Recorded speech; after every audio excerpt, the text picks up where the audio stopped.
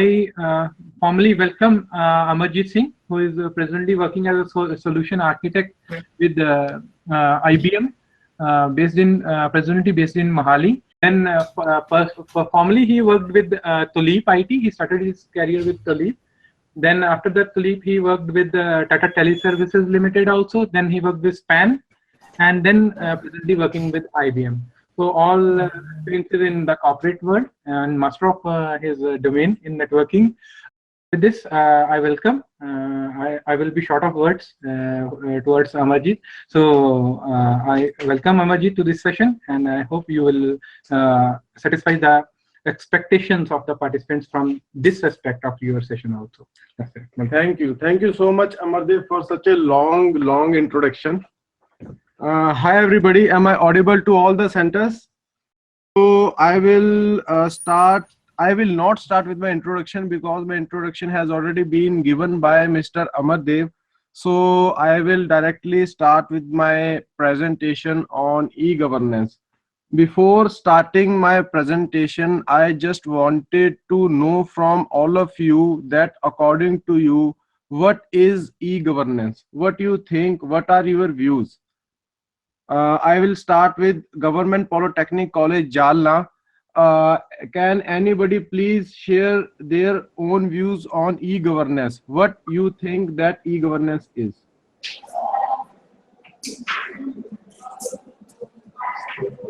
And friends, generally whenever I give presentation, my entire presentation will be two ways only. I always believe that I should speak less, and I appreciate if the people sitting in front of me, they speak more than me. So I'll keep asking questions. So Jala, Maharashtra, anybody can please tell me what is e-governance according to you?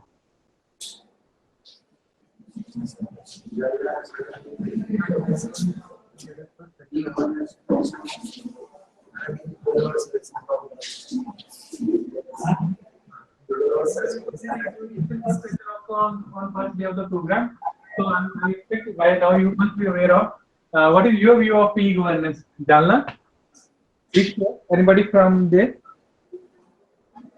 So, doing paperless work and governance through the IT gateways, as well as say reducing the level of work and doing the things effectively one lesson time. We can take another center. Okay, thank you so much, Jalna. Any other center? I'll go with the MMU Ambala. Anybody there, if they want to share their views on e-governance, what they think, what is e-governance?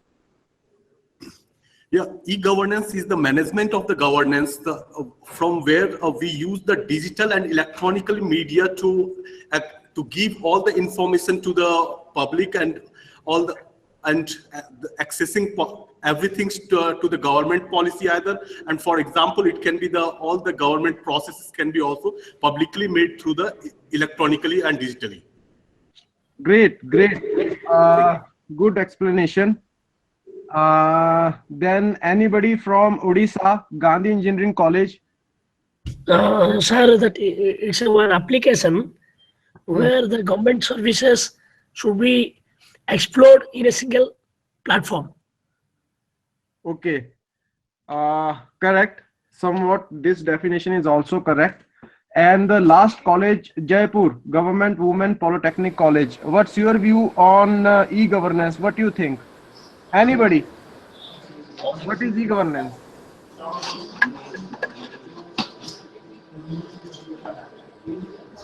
Hello, sir. Good afternoon. Good afternoon. In my point of view, e-governance is the application of ICT for delivery of services and information sharing. Correct. So in a nutshell, these are the various definitions of e-governance which all of you have covered. For example, e-governance is basically transform how government interact with citizens. Earlier, they were doing most of the paperwork. Now everything will be digital. If I go with another definition, then it will improve the overall efficiency of our government. And if I go with the third definition, then the use of all ICT technology in delivering the services.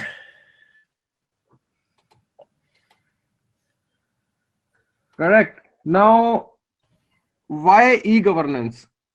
My first question was, what is e-governance? Now you are aware that what is e-governance. The next question is why. So, is it a hype? Is e-governance is a hype which government or the government sector is creating? Or is it something which everyone is doing and it is also important for us?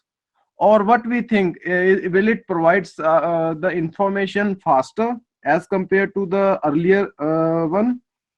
Or do we do not want fall behind from others? So why e-governance? There are so many queries related to it. Today I will try my level best to answer all these queries to you guys. Now, if we see e-governance with in more depth, there are different elements. The first is overall vision behind every e-governance project.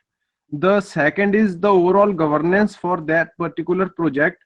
The third is common systems which are required to complete that particular project.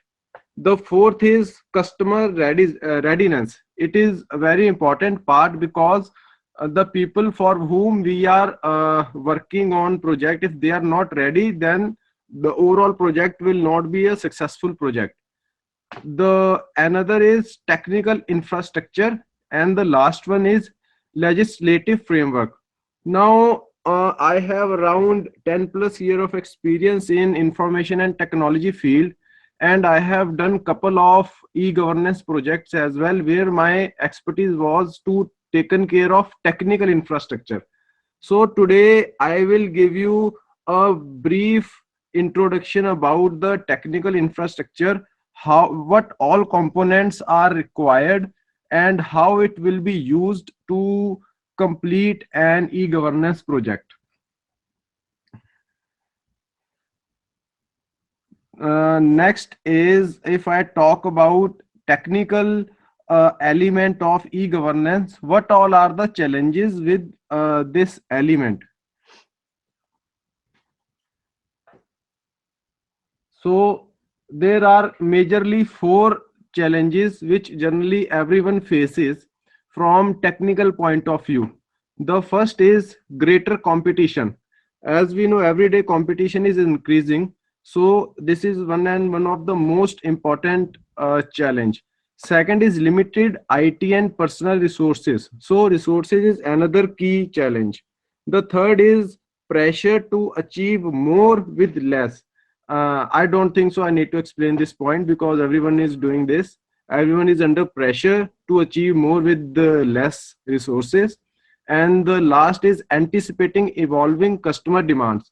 So every day the customer demanding more from us, and if we are customer to someone else, then also we are also more demanding day by day. So how we can overcome all these things? The answer to this is ICT, that is information and communication technology. With the use of ICT, we can easily overcome all these challenges. In ICT, if I more talk about this thing, business cannot quickly change computing capacity. It means if I talk about example in term of college, you will see that there is a less traffic on your website on usual days. But whenever there are exams or there is a result day, suddenly there is a huge traffic on your website. Sometimes the website also might be possible that it will crash.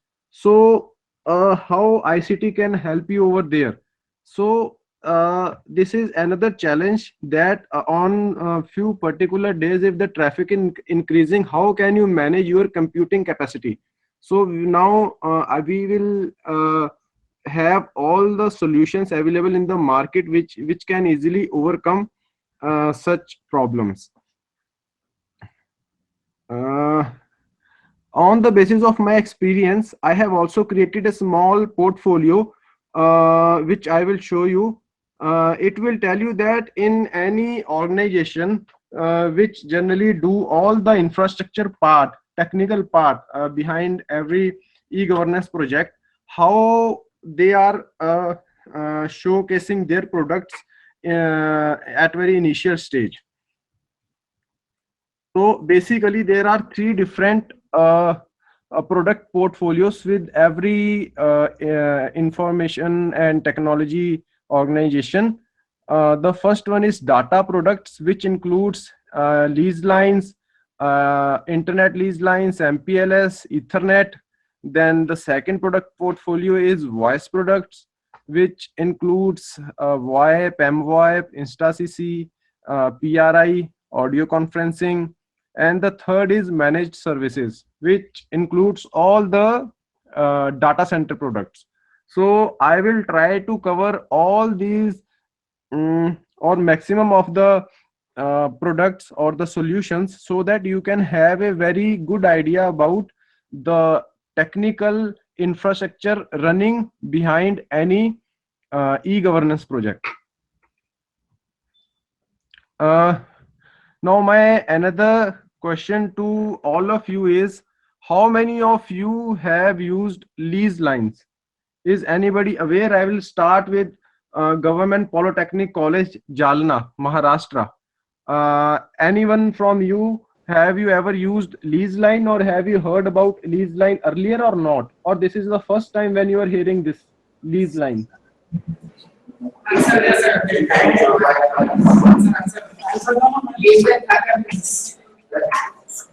Okay.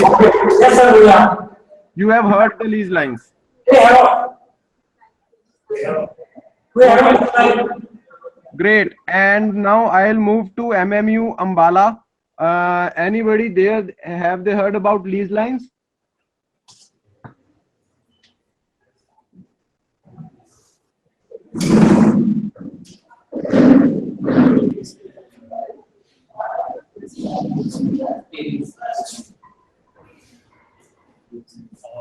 Okay, sir.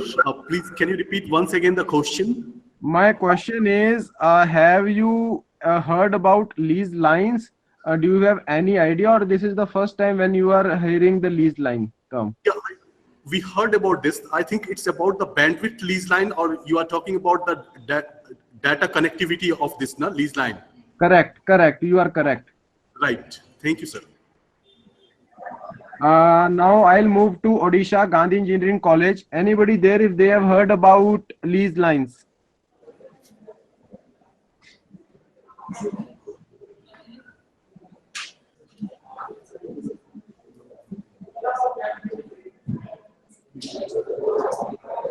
Hello.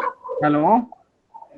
Sir, we have also used lease line Okay. or internet connectivity related to Vodafone. Okay. So the thing which you are telling, it's internet lease line. Generally we call it as ILL. My question is only lease lines, not internet lease lines.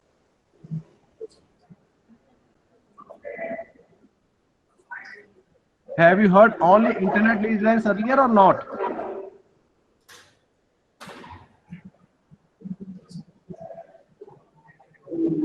I will move to Government Women Polytechnic College, Jaipur. Jaipur, Rajasthan. Anybody there, if they have heard about lease lines?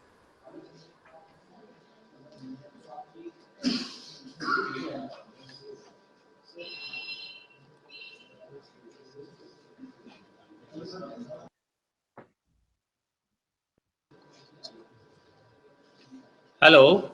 Yes. Sir, as I know, it is a private telecommunication lines. Lease lines are private telecommunication lines. Correct, correct. Lease lines are private lines used by various organizations to connect their different locations.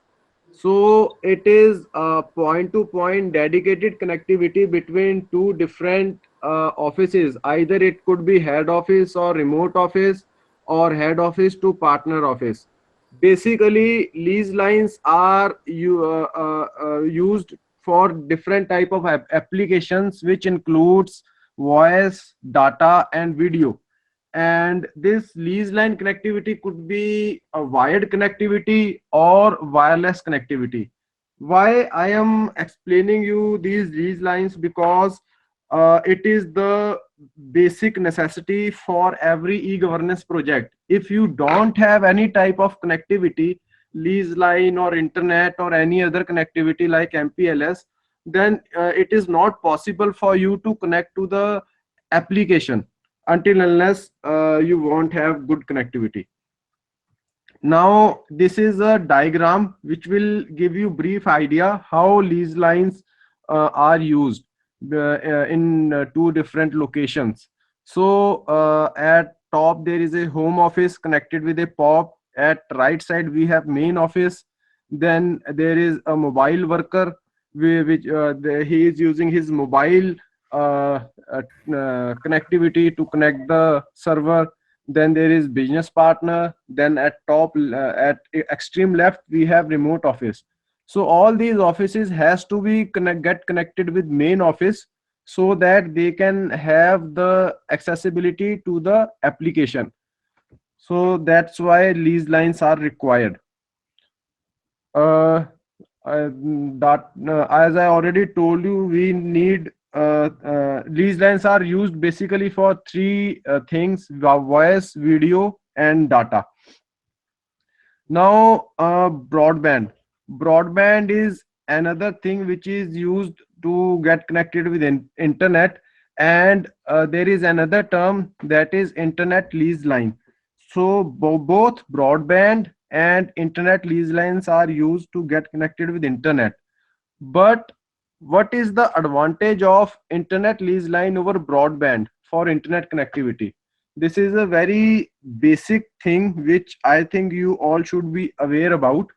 So the first is symmetric connectivity. If you use broadband, you won't get the symmetric connectivity. For example, if you are using 5 Mbps of broadband, you might get 5 Mbps of download, but you will not get the same 5 Mbps of upload. So this is unsymmetric connectivity. In case of ILL, which is very costly as compared to broadband, you will get 5 Mbps download and 5 Mbps upload. So this is the one advantage of ILL over broadband. The second is dedicated connection. Internet lease line is always dedicated to one customer. But on the other hand, broadband is a shared bandwidth which is shared in between a particular locality. If there are 10 different houses in a locality, then the bandwidth will be divided under 10 different people. So this is the another advantage of ILL over broadband. The third is SLA. SLA basically in other term we say it service level agreement. If you have broadband connectivity, you will not get any SLA. For example, if your broadband go down, the operator will take their own sweet time to get it recover. But in case of ILL, there is a SLA.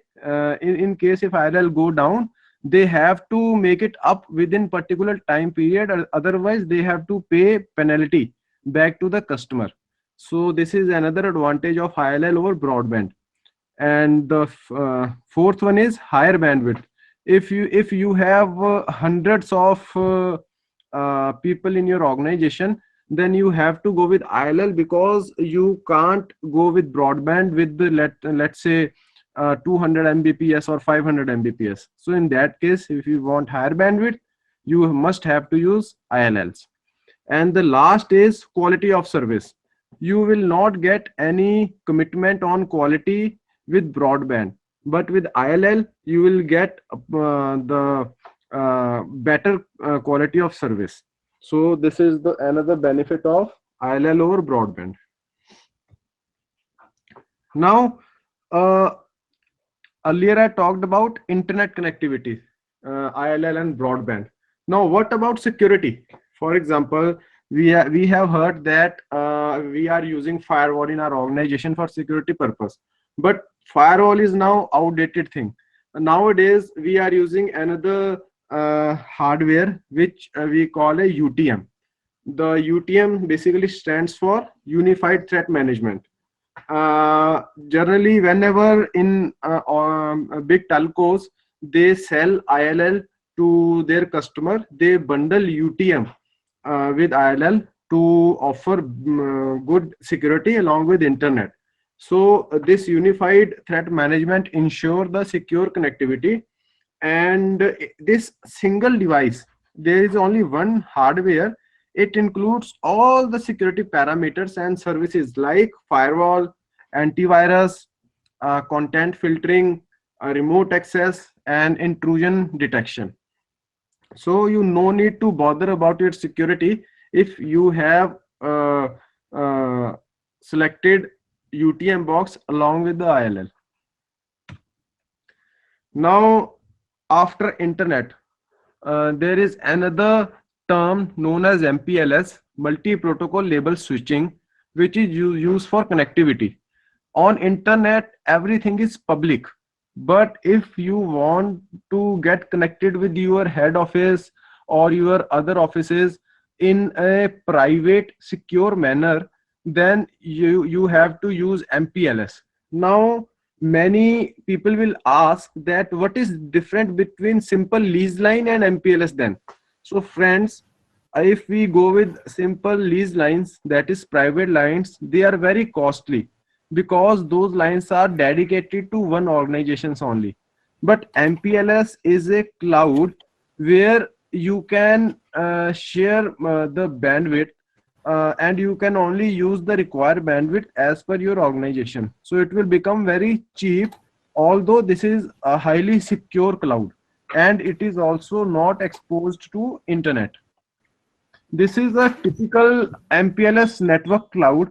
MPLS network cloud is if there are, let's say, if I talk about companies like Airtel, Vodafone, Tulip, Tata, they all have their separate MPLS cloud, and all their customers, they get connected with their MPLS cloud and they can access their office and their data center.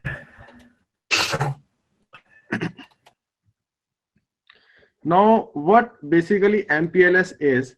MPLS is a connectivity technique using which you can connect your head office from remote office.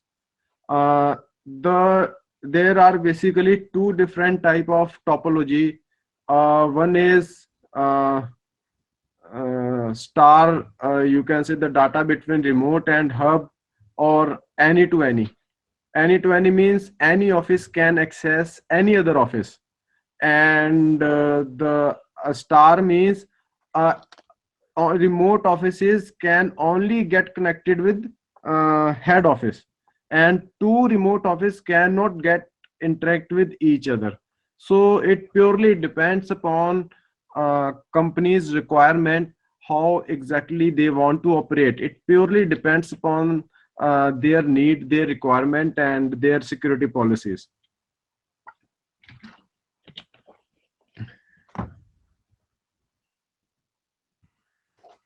Now, the benefits of MPLS to customers. One of the most important benefit is the performance, because in MPLS you can use class of service or quality of service. For example, if you have email server and then you also want to do video streaming, so you have to give priority to video streaming in that particular bandwidth. You have to allocate some amount of bandwidth for video streaming so that your video won't get interrupted, and you can give some less amount of bandwidth to email server because email will get delivered easily with less bandwidth as well. So such kind of arrangements you can easily do with MPLS cloud, and this technique is known as class of service or quality of service. The another one is to reduce overall WAN operating cost. So MPLS is one of the most we can say popular technology nowadays across various organizations, and it also maintains high level of reliability to your service.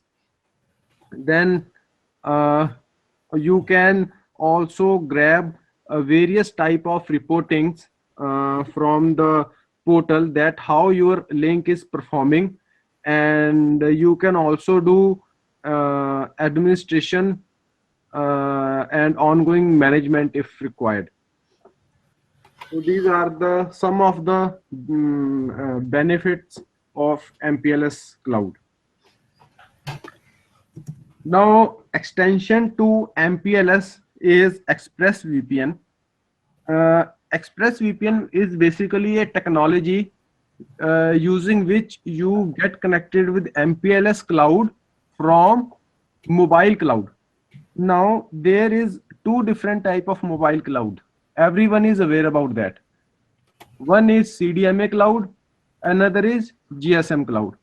So for example, if you are roaming around and you are using your mobile for internet, it means you are either using CDMA cloud or GSM cloud to get connected. Okay, because first your packet will travel from either of these clouds. So using ExpressVPN technology, you can also use these either CDMA or GSM cloud to get connected with MPLS cloud, and then you can easily access your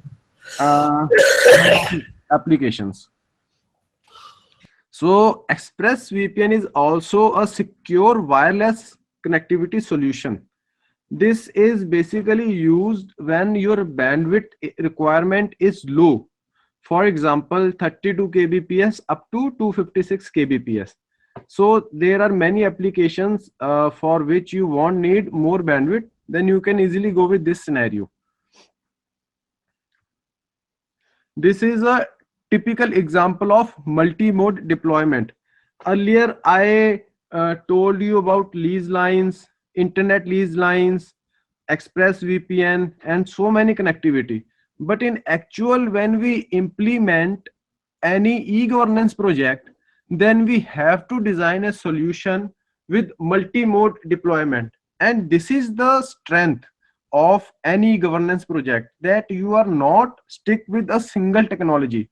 You can have access to your e-governance portal from any of the connectivity. For example, if you are connected with lease line, then you can easily access your portal. If you are connected with your MPLS VPN, still you can get connected with your portal. So this is the basically strength, and this is how actually implementation being done in all the e-governance projects. Not all, but majorly in most of the cases. The access option is like the last mile is basically either it is fiber connected. If your fiber reachability is possible in your building, then you can get connected with fiber. If there is no fiber connectivity available, then you can get connected with wireless or cellular data or dial-up modem. Cellular data, again, I as earlier told that it includes both GSM cloud and CDMA cloud. And the third is VSAT connectivity, which is directly get connected with the satellite. Now, if I miss this topic, submarines, then the connectivity part will not be completed. So submarines cables are the important aspect in this connectivity term. The first submarine cable which I would like to discuss is CMEV3. As we most of us have heard that we have a landing station of SMW3 in India, but nobody is aware that how it has been it is get connected from India to abroad. So this is the layout of entire CMV3 cable. Its landing station is in Mumbai and Chennai, and then it goes up to United Kingdom on one side, and at Australia and South Korea on the other side. This is CMV4 cable, which is also get connected with Malaysia and Myanmar on the one side, and on the other side it goes up to France via Saudi Arabia. This is TGN Atlantic cable. This is basically Tata owned cable. It connects United Kingdom with the United States. Now if you ask me that if you are using Tata connectivity or Tata photon, then how your packet will travel, then I can easily tell you that your packet will choose CMV3 cable. It will go to United Kingdom first via CMV3 cable, and then from United Kingdom it will be shifted on TGN Atlantic, and then it will travel up to United States.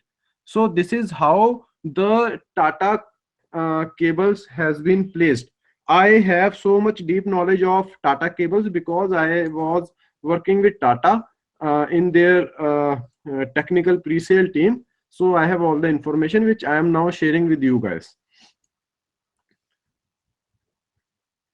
So now connectivity part is over from my side, and after this I will start the data center part, the different type of data center offerings for any e-governance project. But before that, I would like to take if there is any Q&A from your side, friends.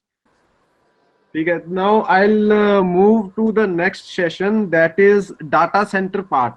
And earlier I explained you about the connectivity part, the different type of connectivities, internet based connectivity, private connectivity, MPLS, lease lines. Now the next is hosting services. For every e-governance project there is an application, and that application you access with the help of some or other type of connectivity. Now there might be questions in your mind that where that application has been hosted, how it has been hosted, and how many different type of hosting techniques are there using which you can host an application. So in data center services there are broadly 4 different type of services. There might be more, it depends upon company to company how they're creating different products. But in if I'm only giving you introduction at very brief basic level. So there are 4 different type of services. The first is co-location, server co-location. The second is dedicated server. The third one is shared virtualization, and the fourth one is pay per use model. Now one by one I will explain all these things. In the hosted or a co-location service, basically we give 4 different things to customer. The first one is security, the second one is power, the third one is environment, proper controlled environment, and the last is rack space. So only these 4 things. If customer have any server, he give his server to the data center, and the data center guy host it inside the data center. So customer can go with any option. For example, customer can go with 1 rack unit space, 2 rack unit space, or 5 rack unit space, or customer can also go with the full rack. Okay, it purely depend upon customer requirement. And in generally in every data center they offer few things by default to every customer, and these are 100% network and power uptime, 24/7 unescorted or escorted access, multiple options for connectivity, multi-level security, and basic troubleshooting in case if they're facing any problem. And the last one is on-site work area. On-site work area means, for example, there is some new installation going on for your project and you need someone to sit in data center daily for 8 hours to complete that installation, then that space will be provided. So this is basically co-location, where data center company only gives space and server will be given by customer. This is co-location. The second is dedicated server. In dedicated server, every company have their different packages. Here I am showing you 3 plans. Plan A, B, C. This is just for your example. This is not a realistic plan. I have prepared. This is only for an example to show you. Here the server is also given by the data center company. They create a plan with a particular server with particular company that they will place these 3 or 4 type of server in their data center and they will sell it. So customer only need to go and say that I want plan A or B or C as per their requirement, and accordingly company will sell it. So for the difference is basically a number of processors or the memory or the maybe sometimes backup. So there are four or five things only which varies from different plans. So customer can go according to his need and requirement. The third is shared virtualization. Shared virtualization is very interesting concept basically, and this is a cloud based service. Many of us heard that we are using cloud computing. This is a new era of cloud computing. Cloud computing is very new. We are moving towards cloud computing. So but what is cloud computing? Cloud computing is nothing but the virtualization of the servers. For example, in any server, there are 4 major components. One is CPU, second is memory, that is RAM, third is network interface card, and fourth is hard drive. So these 4 are the hardwares. So when you slice it or when you virtualize it, same CPU, RAM, NIC, and hard drive will be used for multiple customers. So for example, from one server, virtually you have created 10 servers under that one physical server. This is known as virtualization. And now for every those 10 virtual servers, you can install 10 different operating systems. Either it could be Windows or Linux. And on top of those operating systems, you can install 10 different applications. Now what I'm trying to say is you have only one server. On that one server you can run 10 different e-governance portals. It means it will optimize your cost. So earlier you were planning to go with 10 servers for 10 e-governance portal. Now you can use single server for 10 different portals. This is what virtualization is. So basically it is a shared server resource to maximize the utilization and to reduce the operational and maintenance cost. So this is again a rough plan how actually virtual hosts generally sell in the market.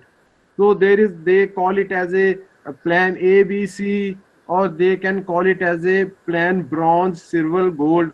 The difference is again CPU or RAM or the disk space or the backup. These are the few things which will vary plan to plan. The last is pay-per-use. Now in pay-per-use,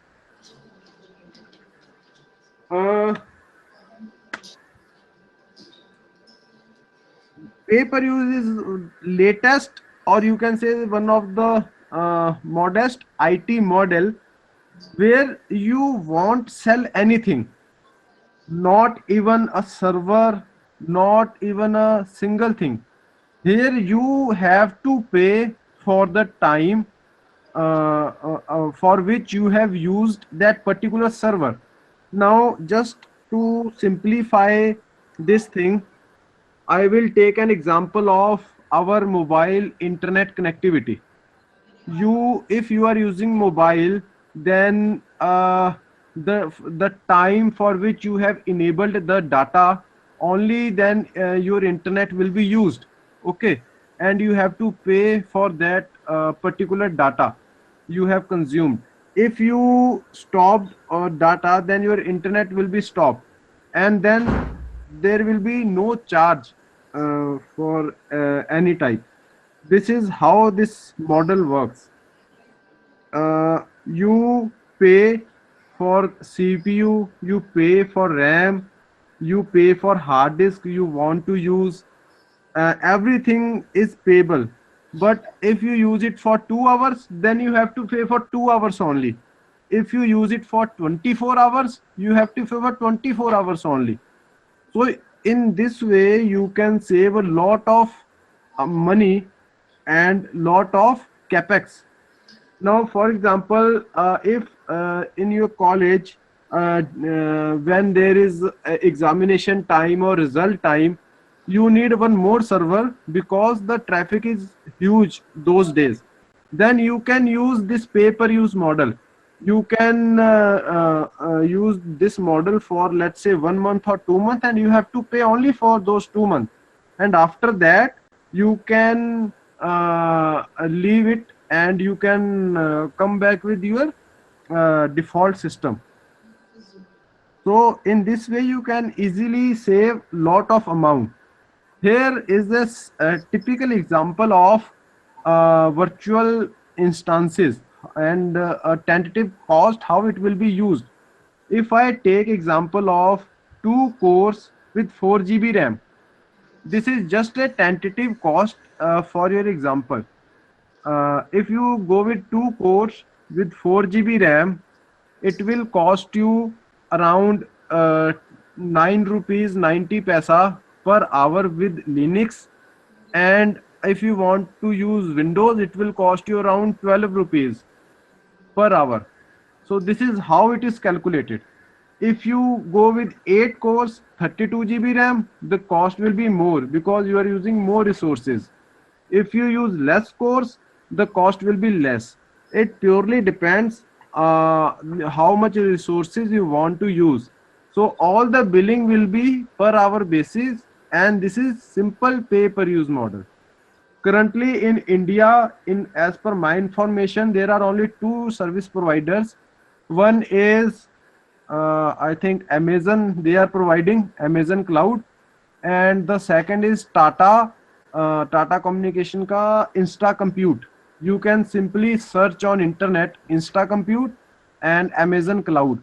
So as per there might be more, I might not aware, but I have information about only these 2 clouds. They are offering pay-per-use model. They are also giving 30 days free trial use. You can go log in, create your machines, and have experience. This is another typical example of cloud computing. Till date, you only heard about cloud computing. Now there is a chance for you to go log in and feel what exactly cloud computing is. And one more thing which I would like to tell you, in pay-per-use model, if you want to create a server, it will not take more than 5 minutes of time. You just click that 1 core with 2 GB RAM, and within 5 minutes the server will be available for you to use. This is the beauty of this technology. Now next is hosted contact center or InstaCC. This is another solution which is very popular these days. This is basically a pay-per-use call center. earlier I told you about pay-per-use server. Now this is pay-per-use call center. So what exactly this solution is, I'll tell you in the coming slide. If I classify the call center, there are two different type of call center as of now. One is premise based, where you are taking care of all the agents and you have placed all the hardwares like IVR, CTI, ADC, and you're also have a dedicated IT and telecom department. So you are owning everything. Everything is in-house. That is premise-based call center. The second is you have outsourced everything to some other company. This is another method which generally all the companies are doing. They are outsourcing their call center to some other company. Now the third is on-demand call center. In on-demand call center, you only have to place the agents. Let's say 2 agents, 4 agents, 10 agents, or 50 agents, or 100 agents, depend upon your requirement. And rest everything will be on cloud. Your agents only need a computer and a headphone. That's it. Rest everything will be taken care by the insta compute system, and that too on the cloud. Now build versus lease model. If you build your own call center, there is a huge investment upfront, and then there is no vendor support. The dependency on a technical consultant is very high. Then you have to manage your in-house IT teams, in-house operation teams, and then there are so many different parties for different infrastructure connectivity. For example, there is a different team required for connectivity part, different team required for server maintenance part, different team required for IVR or conferencing part. But if you lease your call center and you only have agents in your office, then there is no huge investment. You only have to pay the salaries. Then no, you will get proper vendor support from the company who is offering you such cloud model. And there is no external dependencies because you only have to contact with a single person or the single company who has given you this solution. And this is again pay as per use model. If you want a call center only for first 3 months or 4 months for marketing purpose, you only have to pay for 4 months. So you can easily save huge amount of investment and huge amount of money. So this is the beauty of this lease call center. This from this diagram I again tried to explain you the difference between your own data center, own call center and the lease call center. The new car which is on the right side, silver color, it is the call center hosted in cloud, where everything will be given by the experts and the company who are into this business from long time. But on the left side, if you try to build by your own, then you do not have any expertise. You don't know what you are building. You think that you have the best thing with you, but on the other hand, it is the worst thing which you are using, only because you have not expertise and you don't know how to place right thing at right place. So next is access services. This is again this is services currently being used with many different sectors, education sectors, hospitality sector these days. In access services, there are two different type of solutions. One is international toll-free service. Now we have heard that 1800 is a toll-free number, but it is a domestic toll-free number which is workable within India only. This international toll-free service works across around 40 to 50 countries, where you will get a toll-free for that particular country, and it will work globally. The second is Universal International Free Phone Number. This is we also call it as a UIFN. There is a particular format for this number, and the beauty of UIFN is that the single number will work for many countries. For example, if you have taken UIFN and your customer want to call from India, he has to dial a particular number. Same number your customer have to dial from US. Same number your customer has to dial from Canada. Same number your customer has to dial from Australia. So there will be same number globally for your organization. So this comes under access service. The next is live webcast using CDN. CDN stands for Content Delivery Network. I purposefully included this solution because CDN basically used for live streaming, and currently you are also watching me on live streaming at your locations. Physically we are very far away from each other, but virtually we are near to each other. So this is how we are interacting, and the technology behind is CDN, Content Delivery Network. This solution is used for hosting such meetings or training and development purposes, where you want to reduce your training cost by streaming live sessions, or you can also create online resources of training sessions, or if you want to have an internal event, or you want to have external event, you can use this technology. There are paid CDN vendors as well, and there are few free which are available. So it purely depends upon your need and requirement how you want to use this. This CDN is not limited with the live streaming or training or development part. There are almost every e-commerce company like Myntra, Flipkart, Snapdeal, they're also using this CDN technique, but they are using it in a different way. I'm telling you this only for your information, because in CDN there are many servers, they replicate the data across them. Okay, and whichever server is near to you, you will fetch the data from that particular server, so the overall latency will be reduced.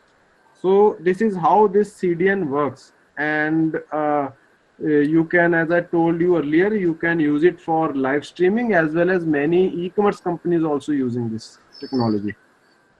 So I am done with the data center part also. Any question? Okay, so I am moving forward with my presentation. So connectivity part and data center part, one or two of the most important and critical element for from technical side I have covered. Now I would like to share my e-governance experience with you guys. I myself was deeply involved with one of the project of National E-Governance Plan under NEGP. The project name was Crime and Criminal Tracking Network and System, that is CCTNS, and I implemented it basically for Rajasthan police. So I will try to cover the brief of CCTNS, the vision and objective, the benefits for all the stakeholders, and what was covered under the project scope. The CCTNS was basically initiated or conceptualized by Ministry of Home Affairs under the NEGP basically. So their motive behind CCTNS was to enhance the police force, to give priority to the citizens and to make better offer better service to the citizens, and information gathering and the dissemination among various police organization and units across the country. It should be it should make easier.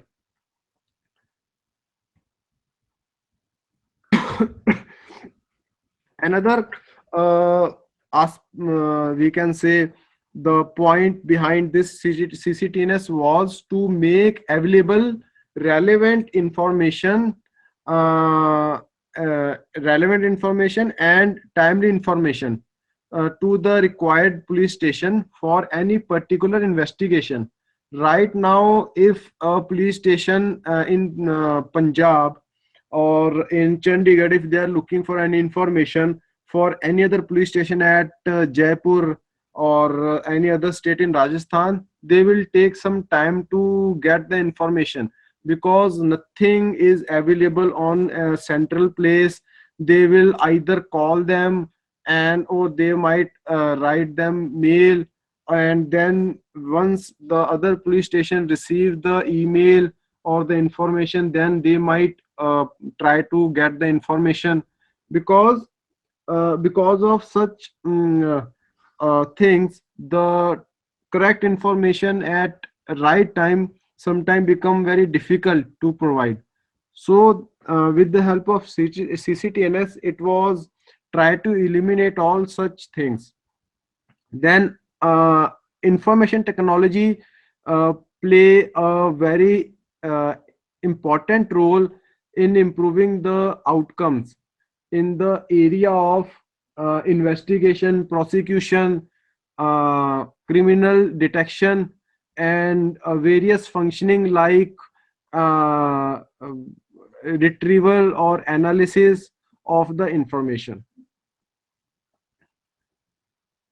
The vision behind CCTNS project was to transform the police force into a knowledge base and improve the delivery of police services to the citizens. To improve, to enhance and the efficiency and effectiveness of the police stations by creating a platform for sharing crime and criminal information across the police station in the country. So the CCTNS was not limited to a particular state or city. It was visualized for the entire country, from north to south, from east to west. If any police station is looking for any information from any type of information for any criminal, they can easily get it online from the portal.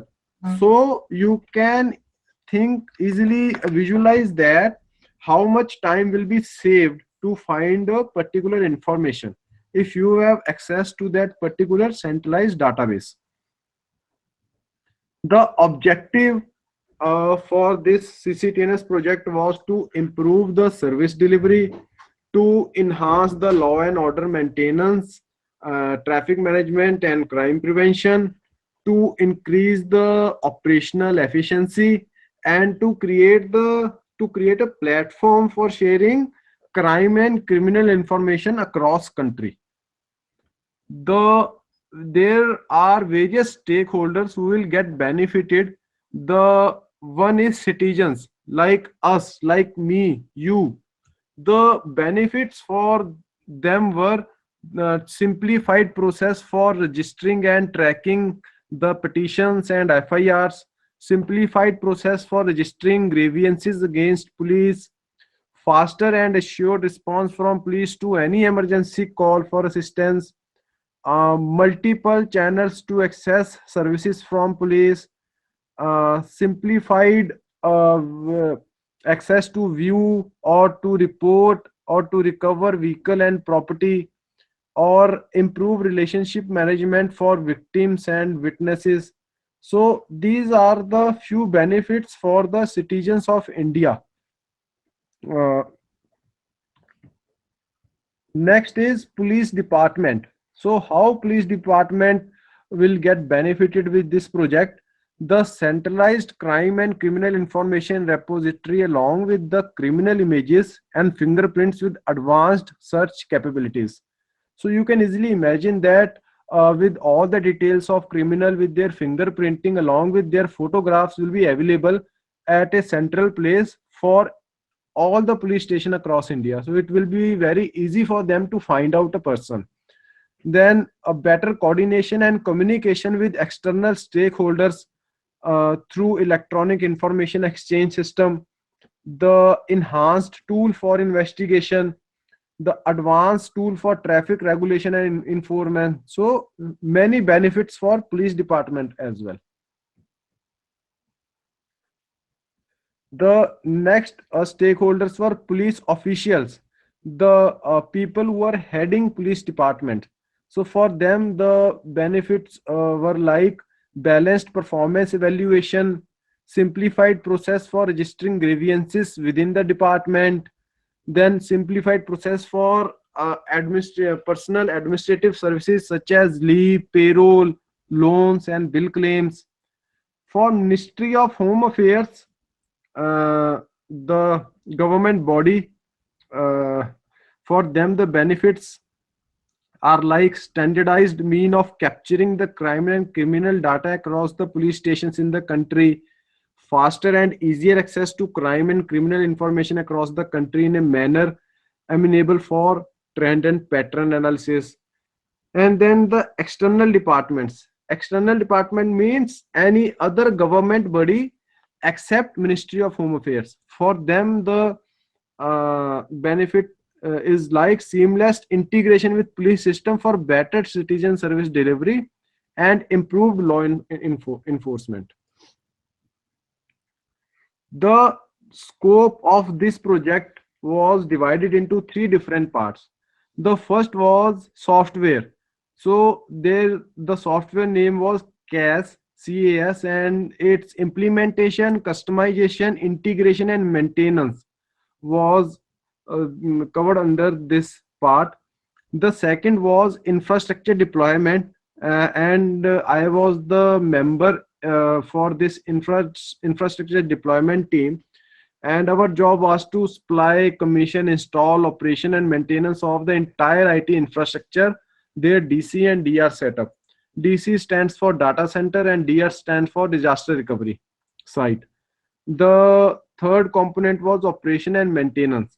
So the operation and maintenance of all the DC DRs, network connectivity, LAN site, LAN setup, everything.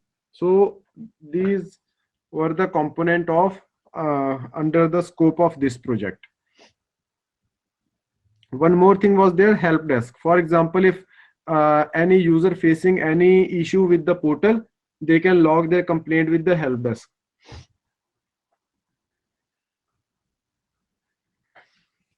And as per this project, we were also told to digitization and migration of last 10 years of paper documents. So we took all the document, whether it is a FIR or any other document in the all the police stations, we took it and we, with the help of few machines, we digitized it and saved it in the main server.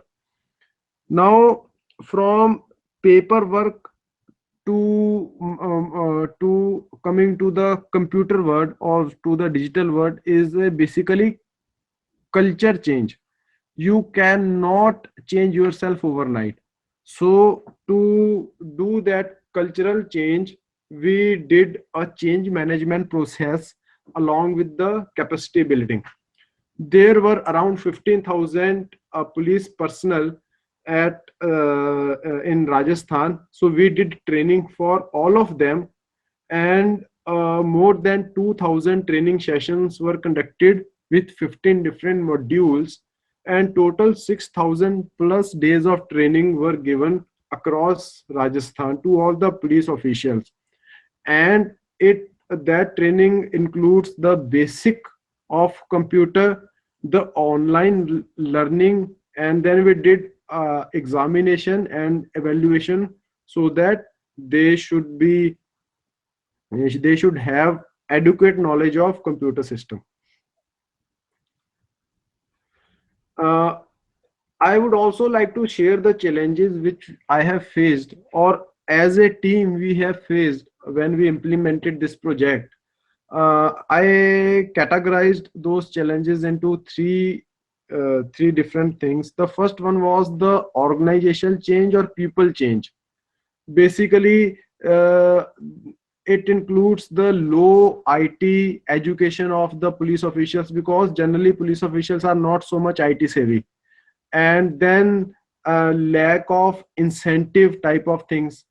If they want go outside their office and they are sitting and doing everything on system, then they might won't get good incentive. Then their age, most of the time we have seen that 40 or 50 plus age of police official, he was least bothered about the computer thing, because he was at the stage of his retirement. So he said, why should I learn all these things? So these were the few challenges from people side which we have faced, and to mitigate it, we did sensitization regarding the benefits of IT and computer. We created awareness like automation of routine and redundant tasks. We recommended Ministry of Home Affairs for some time, for some type of incentives should be started for the people who are getting certified in computers. And then we started train the trainer program, and then the job rotations was also introduced. From process point of view, we found that there are challenges like maintaining multiple registers, no standardization of different reports and register across states. If in Jaipur police department is maintaining one type of register in some particular manner, on other state, for example in Jodhpur, there was totally different format. On some third state, there was some third type of format they were following. So it was very difficult for us to come to a single format. And then there were many duplicate data entries and many manual preparation of reports were there. So to mitigate it, we did various orientation to CCTNS trainings, then role-based trainings. That training were given to only those particular officials who were supposed to do a particular role only. Then awareness of quick and timely information availability. We explained them that if you provide the right information quickly, then it will help your team member to grab the criminal easily. Then investigation and detection of criminals in real time. So we try to make them aware about all these things to mitigate the process side of challenges. The last was infrastructure or technology change. Under this, we found that challenges like power supply issue, they're generally in outskirts of Rajasthan, power is a major issue. Improper maintenance of hardware and software, because people are least bothered about computer system and all those stuff, so they will generally won't take care about the electronic things. Then absence of common network and centralized database. To mitigate this, we ordered all the hardware and software under warranty of 3 or 5 years. Then we included power UPS maintenance and hardware software maintenance under our ITC training. Then we also proposed UPS with 60-minute backup, and generator should be provided where the power is a major challenge. This is how we try to mitigate it. And friends, all these challenges you also might face when you are going to implement new e-governance project, or if you are already working on some implemented project, you can go and check with the guys who implemented it.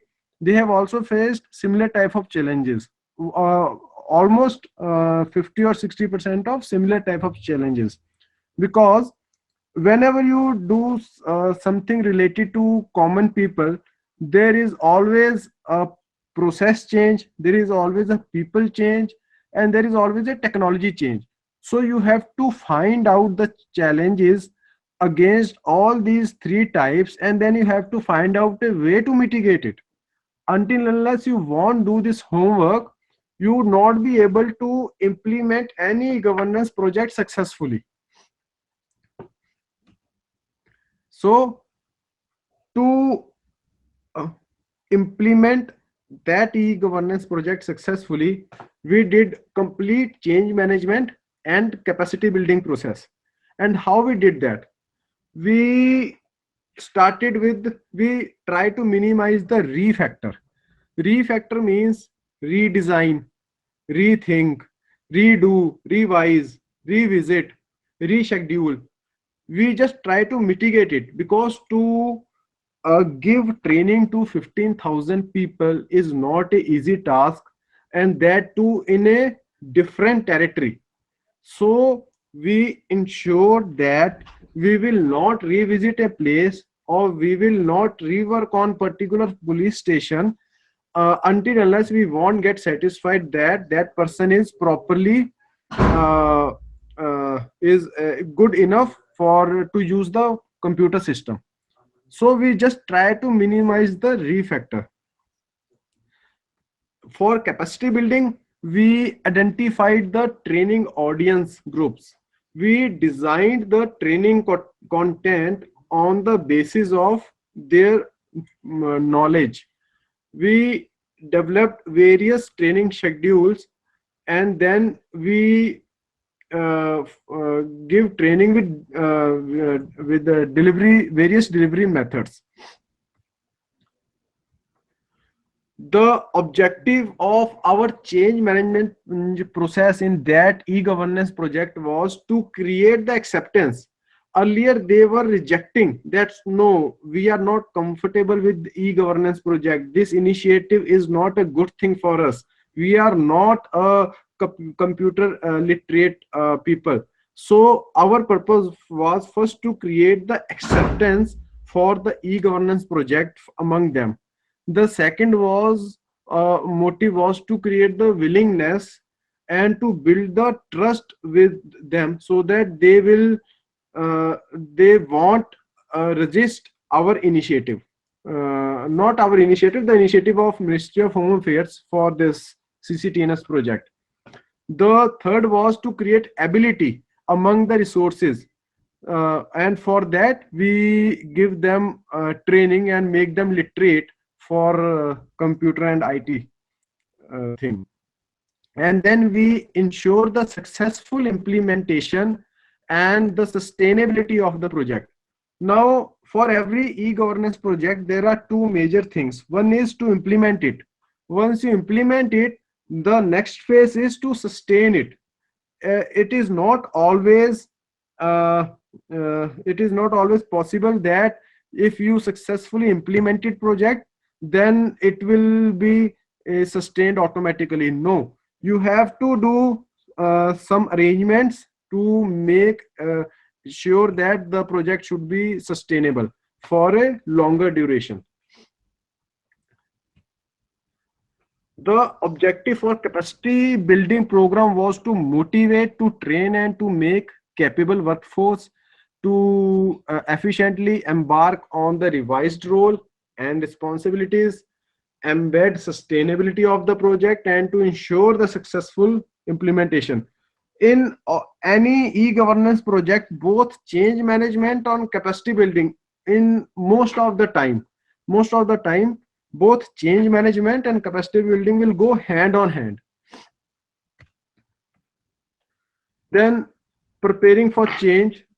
For this, we defined change management strategy. We set up a different change management team, and then we started communicating of change to the various stakeholders.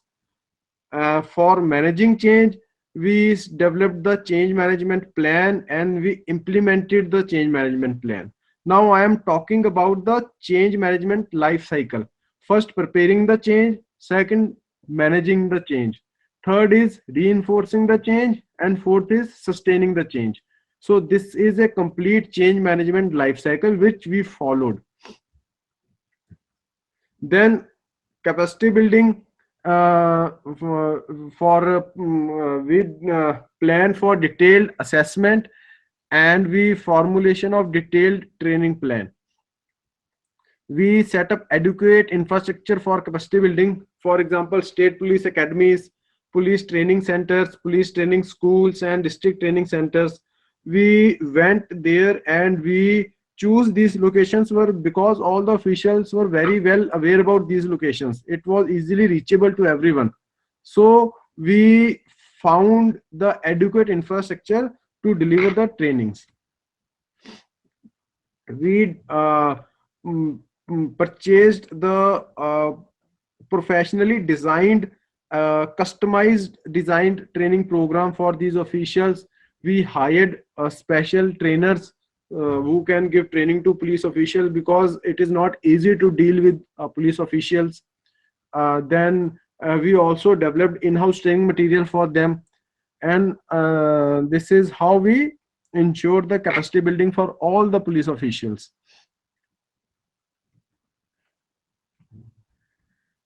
Now before creating the training material, we did a small survey with the police officials, and the survey was like, how familiar are you with the objective and outcome of this CCTNS project? And we categorized them into group A, group B, and group C. So we did this with total 174 out of 15,000. We did this survey with 174 officials. And the next question for that survey was that I believe this change is important and needed for same 174 officials. And when we found that 45% of officials from group A, B, C are not aware with the objective and outcome of CCTNS project. And 82% of officials from group A, B, and C believe that this change is important and needed. It means most of the officials, they were aware the importance and the needness of this project, but they were not aware about the objective and outcome. Okay? And 36 officials did not understand how this change will impact their role.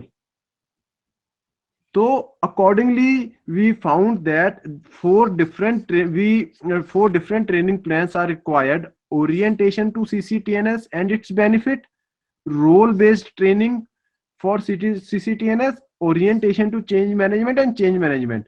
And whom these trainings are required for group A, orientation to CCTNS is not required, because they were aware about the CCTNS benefits and change management. So for group A, first and last training was needed, but not extremely needed. Regarding group B and C, they were not required orientation to change management, because they were aware that how this change gonna impact them. So this type of survey we did, and we found that what perception the official are having regarding this project, and what type of training we should deliver to them to make this e-governance project CCTNS successful. So all these things are clubbed with each other. If we can't leave change management, or we can't say that our e-governance project will be successful if we won't do change management, or if we won't do capacity building. For capacity building, there were total 42 districts, around 1090 locations, and total user were around 15,000. That is, exact number is 14,704. So in first phase, we took 6 districts and 184 locations, and we gave training to 2,603. And then in second wave of training, we did it for 24 districts, and in third wave we did it for 12. So total 42 districts. This is how we divided the overall training plan. So friends, that was my experience with the e-governance project, which we have successfully implemented with the Rajasthan Police. So if you have any query, any question related to this or any other topic till now, I am available. I am available, and I have no more slides to show you now. So it's all yours now. You can throw any question. Thank you. On behalf of TTT Chandigarh, I thank Amarjeet for being with us for so much of time and sparing valuable moments out of his schedule.